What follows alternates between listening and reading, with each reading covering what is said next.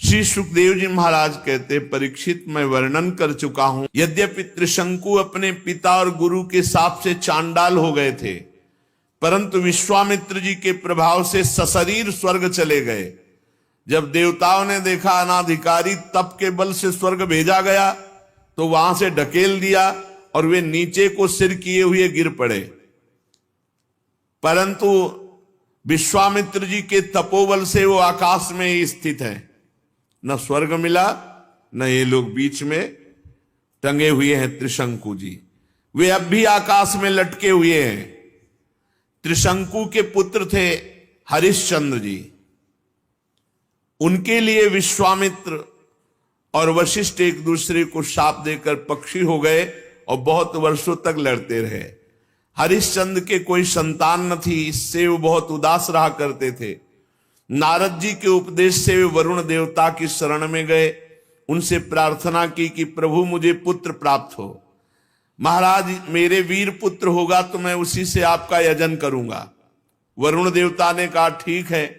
तब वरुण की कृपा से हरिश्चंद्र के रोहित नाम का पुत्र हुआ।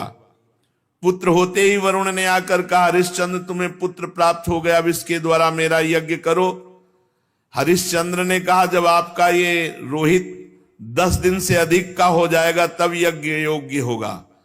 10 दिन बीतने पर वरुण जी ने आकर के आप मेरा यज्ञ करो। हरिश्चंद्र ने कहा, जब आपका ये रोहित मुंह में दांत निकल आएंगे तब यज्ञ के योग्य होगा।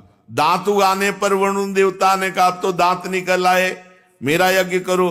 हरिश्चंद्र ने कहा, जब इसके दूध के दांत गिर जाएंगे तब ये यज्ञ के योग होगा। जब दूध के दांत गिर गए तो वरुण देवता ने कहा, अब तो मेरा यज्ञ करो। हरिश्चंद्र ने कहा, जब दोबारा दांत आ जाएंगे तब ये यज्ञ के योग्य होगा। दांतों के उगाने पर वरुण ने कहा, मेरा यज्ञ करो। हरिश्चंद्र ने कहा, महाराज क्षत्रिय राजकुमार तब यज्ञ के योग्य होता है जब वो कवच धारण करने लगे।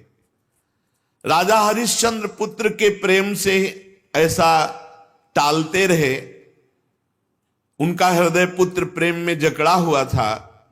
जो जो समय बताते वरुण देवता उसी की बाट देखते। जब रोहित कुंवर को इस बात का पता चला कि पिताजी तो मेरा बलिदान करना चाहते हैं, तो अपने प्राणों की रक्षा के लिए हाथ में धनुष लेकर वन में चले गए। कुछ दिन के बाद उन्हें मालूम हुआ कि वरुण देवता ने रुष्ट होकर मेरे पिताजी पर आक्रमण किया है, जिसके कारण वे महोदर रोग से पीड़ित हो रहे। तब रोहित अपने नगर की ओर चल पड़ा, परंतु इंद्र ने आकर उसे रोक दिया। कहा, बेटा रोहित, यज्ञ पशु बनकर मरने की अपेक्षा है पवित्र तीर्थ और क्षेत्रों का सेवन करते हुए पृथ्वी में विचरण करना। इंद्र की बात मानकर वो 1 वर्ष तक और वन में ही रहे। इस प्रकार दूसरे, तीसरे, चौथे और 5वें वर्ष जहां जाने का विचार करते तो इंद्र देवता कोई न कोई रूप रख कर आते और उसे रोक देते। 6 वर्ष तक रोहित वन में ही रहे। 7वें वर्ष जब वो अपने नगर को लौटने लगे तो उसने अजीगर्त से उनके मंझले पुत्र शुनासेप को मोल ले लिया और उसे यज्ञ पशु बनाने के लिए अपने पिता को सौंपकर उनके चरणों में नमस्कार किया। तब परम यशस्वी श्रेष्ठ चरित्र वाले राजा हरिश्चंद्र ने महोदर रोग से छूटकर पुरुषमेध यज्ञ के द्वारा वरुण आदि देवताओं का यजन किया। उस यज्ञ में विश्वामित्र जी होता हुए, परम संयमी जमदग्नि जी ने अध्वर्यु का काम किया, वशिष्ठ जी ब्रह्मा बने, अयास्य मुनि सामगान करने वाले उद्गाता बने। उस समय इंद्र ने प्रसन्न होकर हरिश्चंद्र को एक सोने का रथ दिया। आगे चलकर मैं शुनासेप का महात्मा वर्णन करूंगा। हरिश्चंद्र को अपनी पत्नी के साथ सत्य में दृढ़ता पूर्वक स्थित देकर विश्वामित्र जी बहुत प्रसन्न हुए। विश्वामित्र जी ने बड़ी कठोर परीक्षा ली हरिश्चंद्र जी की। एक दिन महाराज हरिश्चंद्र जी अपने राज्य के वन में भ्रमण कर रहे थे तो आवाज आई कुछ स्त्रियों की, रक्षा करो, रक्षा करो। महाराज हरिश्चंद्र ने विचार किया कि हमारे राज्य में कोई बेविचारी तो है नहीं जो ऐसा कर सके। उनके राज्य में कोई ऐसा नहीं था।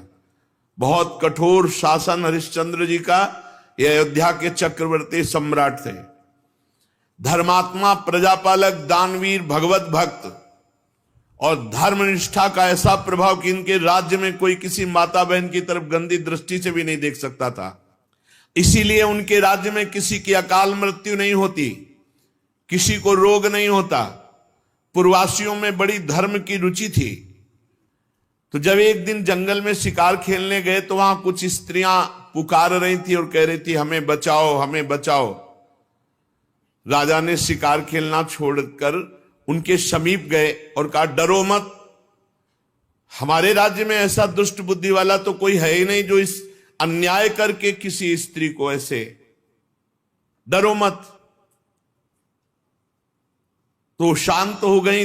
पास में देखा विश्वामित्र जी खड़े थे और वो स्त्रियां और कोई नहीं थी, विद्याएं थी जो अपने तपोबल से समस्त विद्याओं को अधीन विश्वामित्र जी कर रहे थे। मूर्तिमती विद्या स्त्री होकर क्रंदन कर रही थी और विश्वामित्र जी उन्हें अधीन कर रहे थे।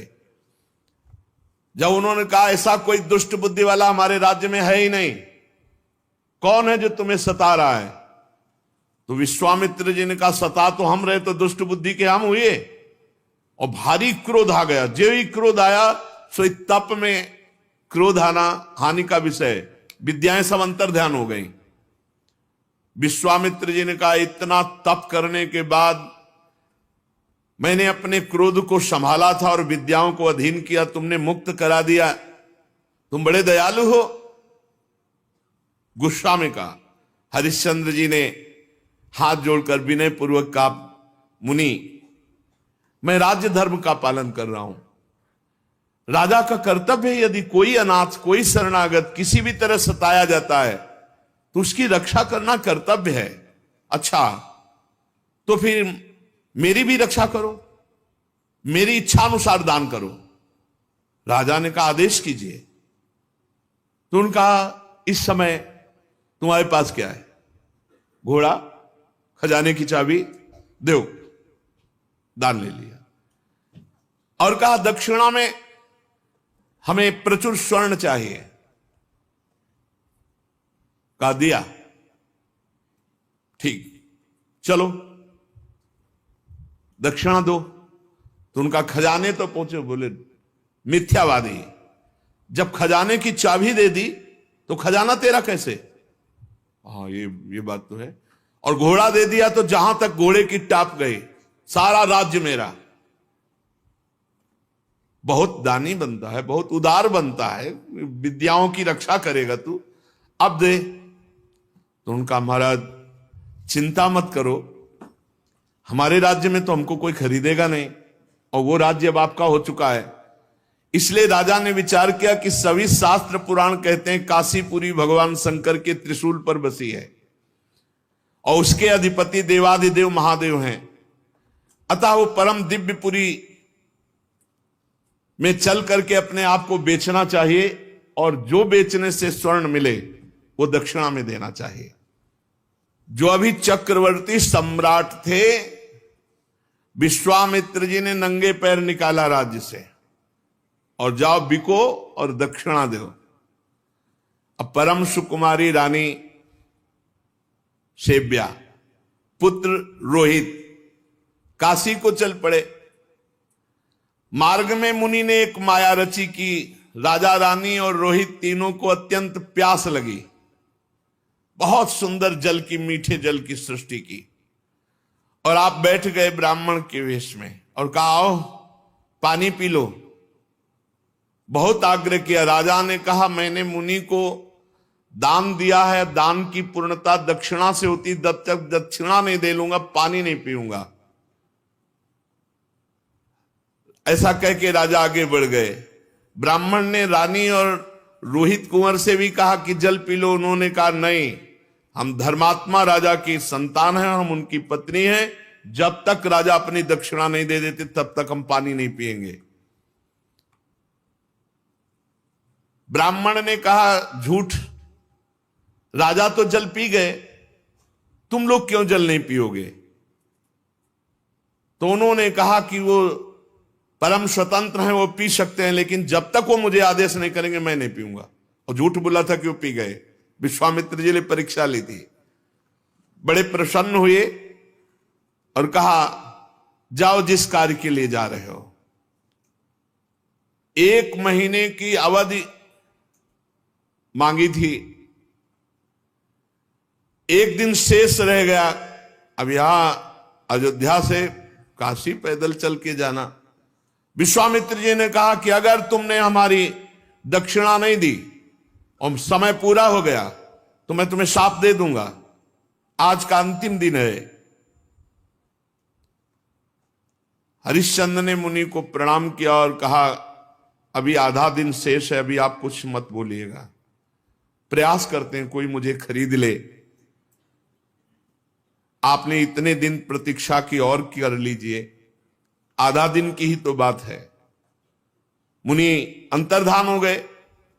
राजा ने अपने बेचने का निश्चय करके पुकारा। साध्वी रानी ने कहा, महाराज अगर आप बिक जाएंगे तो मैं और पुत्र। तो उन्होंने कहा, देखो धर्म के लिए सब कुछ बलिदान है। अगर पूरी दक्षिणा नहीं पड़ी तो आपको भी बेच दूंगा, पुत्र को भी बेच दूंगा, अपने आप को बेच दूंगा। पति की ऐसी अवस्था देख करके रानी बहुत अंदर से विकल हुई।